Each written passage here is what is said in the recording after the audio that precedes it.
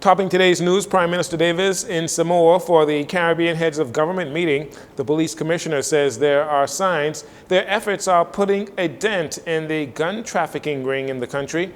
The Kurt Cornish trial continues in the Supreme Court, and an American visitor charged with vehicular homicide following Sunday's UTV fatality at Arawak Key.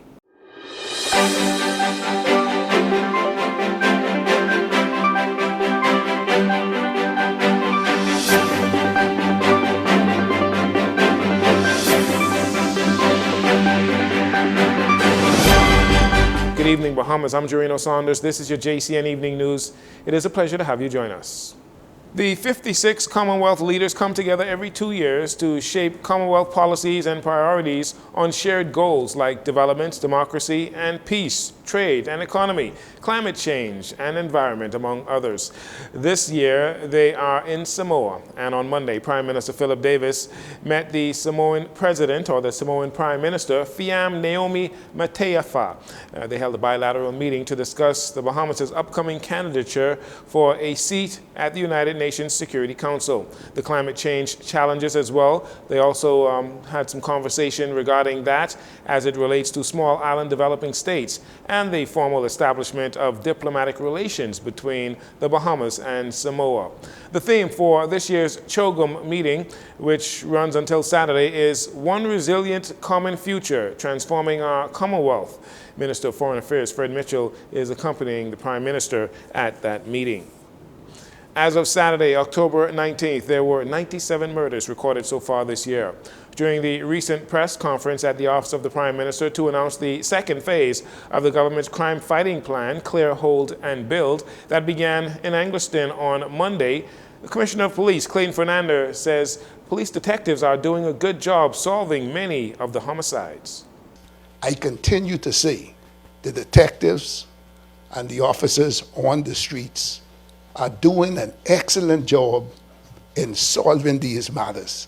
The solvency rate is in the high 50s, but we want to be in position to prevent these matters from happening.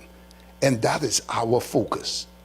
And to be able to partner and to do just that with a number of initiatives to ensure that it happens.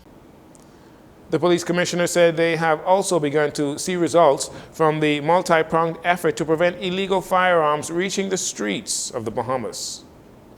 When you look at the firearms, we have recovered over 360 firearms, the majority being high-powered rifles. And you could see it slowing down from the trafficking that is coming in.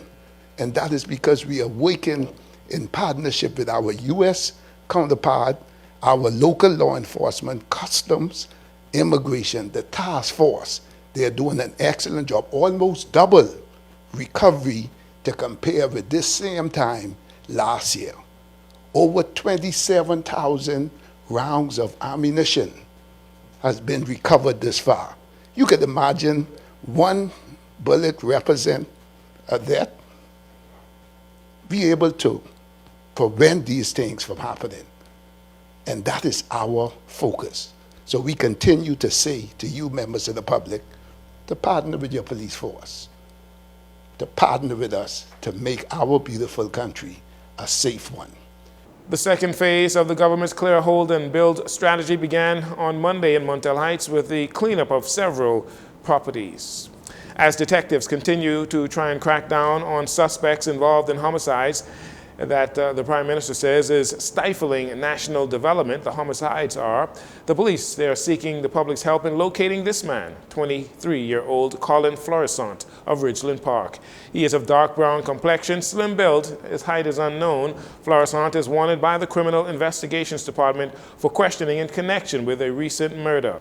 If you know of his whereabouts, you are asked to contact the police at 502-9991 or 2, or Crime Stoppers anonymously in Miami at 328-TIPS. That's 328-8477. Again, harboring or helping a wanted individual evade the police can cause you to land in jail as well. Police informing today that an American male visitor was charged with vehicular manslaughter in connection with the fatal traffic accident which occurred on Sunday at Arawak Key, resulting in the death of another American male visitor who was just 21 years old. Police reports said that the accused was operating a Polaris utility task vehicle similar to the one pictured here, with the victim in the front seat as a passenger when he made an aggressive reversing maneuver on Arawak Key Drive in the vicinity of the container port when the UTV tilted, ejecting the passenger, who sustained serious injuries and later died from those injuries. The accused was also charged with possession of dangerous drugs by the Drug Enforcement Unit personnel. He was expected to be arraigned in the magistrate's court today. And finally, in this segment, a New York court has awarded Sockers Merlian $1.6 billion in his legal fight against the Chinese Construction Company of America. The former Christie administration has also come under scrutiny for the role it played in seeing the Chinese company take over Bahamas, or the Baha Mar project. Opposition leader Michael Pintard is calling on the Davis administration to authorize an independent investigation into the 2015 sale of Baha Mar. During a press conference at his Parliament Street office on Monday morning, Mr. Pintard shared his opinion on the recent New York Supreme Court ruling. This court document presents a compelling case for an immediate investigation by the Bahamian government. We believe that the gravity of this situation demands that the Prime Minister acts responsibly and ensure an immediate investigation by credible and independent parties into the claims that officials of the administration, where he served as Deputy Prime Minister, may have been illegally influenced in their decisions and recommendations regarding the Baha Mar matter. Mr. Pintard said the world is watching and explained that in order to remain trustworthy and attractive to other investors, the Bahamas must show that our judicial system is effective. This commercial conflict had to be resolved in the best interest of our jurisdiction, given the value of that investment and its potential impact, not just on our economy, but the reputation of the country, which would affect future investments.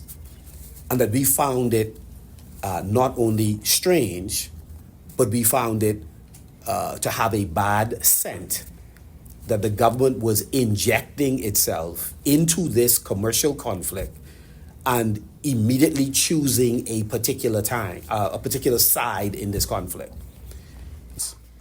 Such allegations tarnish the reputation of the Bahamas as a credible and legitimate place to conduct business.